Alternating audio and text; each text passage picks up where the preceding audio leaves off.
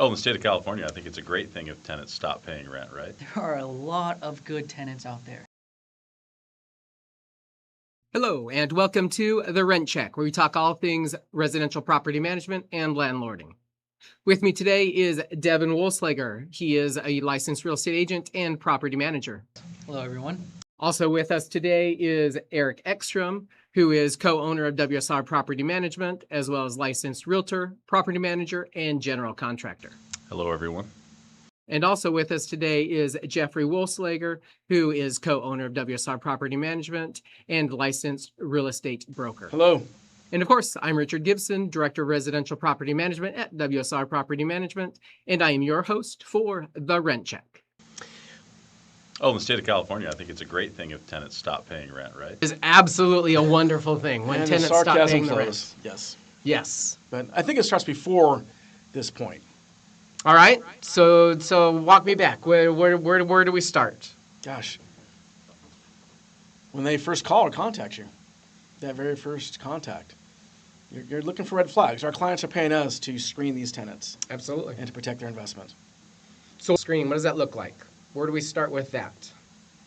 I think starting with that, having really clear and high rental screening criteria, and just making sure that, one, that it's published, that people can see that criteria, and two, that the tenants know what that criteria is.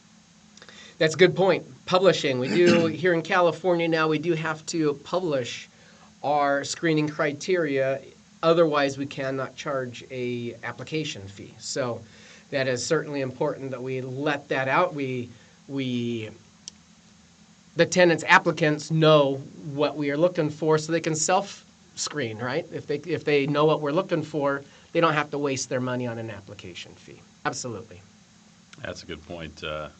They don't waste their time, and we as property managers don't waste our time either if we've got, clear and concise rental criteria. But to Jeffrey's point, I want to go back to an ad campaign that I remember seeing. This is going to date me, but back in the 80s, I think it was a Volvo, a series of commercials about the best way to survive an accident was to not get in one in the first place. And I think that is probably the key upstream takeaway for all of this as we dive in, is that when red flags appear, you want to nip them in the bud all the way upstream as possibly as you can. So that way you never get to the point where you've got an eviction that's looming because you have done your proper screening. You've got a great tenant. Yeah. So.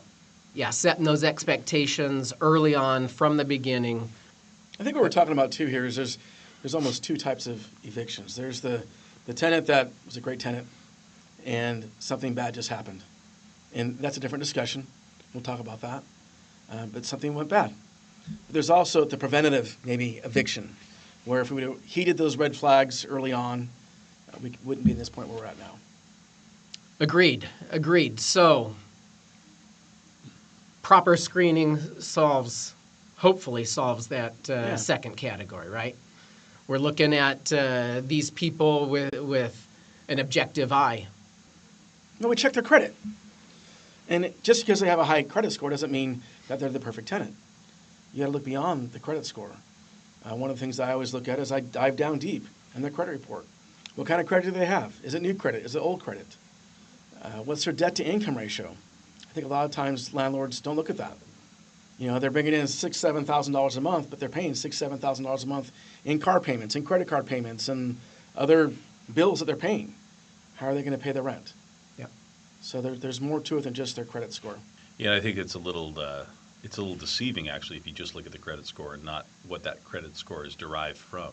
So that can be a pitfall as well, because if you've got a tenant that has been kind of gaming the system and has been playing with their credit score to bump it up so that way they look good on their credit profile, what is actually buoying that up, and how recent has it changed? So it's not just a credit score. And any landlord that is looking at a credit score and saying, oh, I found my golden ticket because the credit score is X, Y, or Z, that's not going to be the case. You've got to drill down in that. One of the things that is a big sticking point for me, vehicle repossessions. It's a big deal. If you're willing to walk away in California from your vehicle, the old adage, nobody walks in LA, but you're willing to walk away from your vehicle, that says a lot about where your kind of break point is.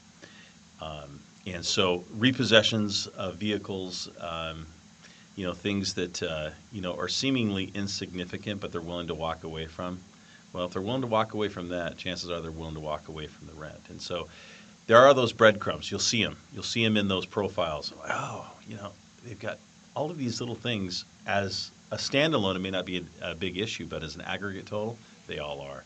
Yeah. So monitoring that credit profile, not just the numbers. Like, oh yeah, they came in at a 702. Well, that's great. Let's work off of that. Well, And also to that, they could have a lower credit score, and when you talk to them, maybe there was a recent divorce. Maybe there was a job transfer, somebody was sick, or what might, and if they can prove that, that might help you overcome their credit score. There's that too as well. And because you don't want to pass up a good tenant just because their credit score isn't maybe quite where you want it. Well, why is it like the way it is? Absolutely. And the divorce situation is one that comes up quite often, I think, that the spouse really screwed things up, or the whole situation screwed things up. Nobody's paying the bills. Well, the divorce is going through, or something stupid, and now they're working at clean it up. So maybe they're not the horrible tenant that their background check kind of comes up to. but maybe they are. Yep. That's It's what's a lot. tough. Yeah. It's a lot easy when you control the narrative to scapegoat and vilify the other party. Oh yeah, they're terrible. My spouse is terrible, and they roll all of our credit card debt. Yada yada yada. I've heard that countless times. So, it's always two to tango, buddy. Absolutely, which kind of brings us back to setting those expectations up front. And I'm sorry, this is a business. You got to be a little bit heartless sometimes. You don't fit these criteria. I don't care what the story is. Maybe, anybody can come up with a story. Heartless Richard. Really? I'm not heartless. But I actually, Sometimes. yeah, I can be. It is. Data is data.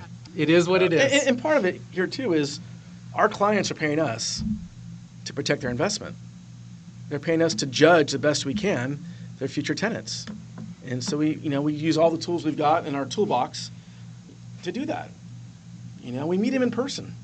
And I can't turn down someone for what car they're driving. Is their car clean?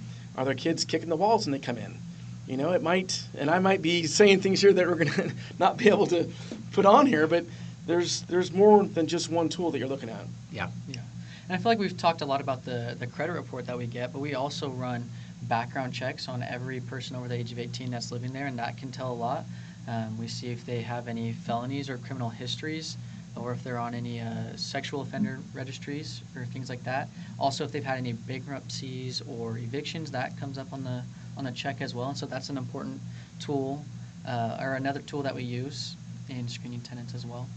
Yeah, absolutely. It all comes together. It is the big picture, right? Yeah. It's not one thing necessarily, but you got to look at it all in aggregate. But I also like to reassure owners, there are a lot of good tenants out there. We have a lot of good tenants at WSR that they pay their rent, they take care of They their really property. do. And there's more of those good tenants than there are those bad tenants.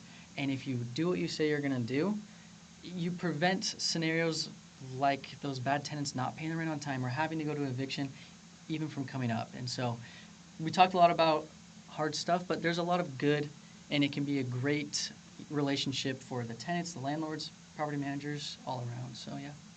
That was Absolutely. good. Oh, That was all right. positive. Wow. Yeah. How do you follow that?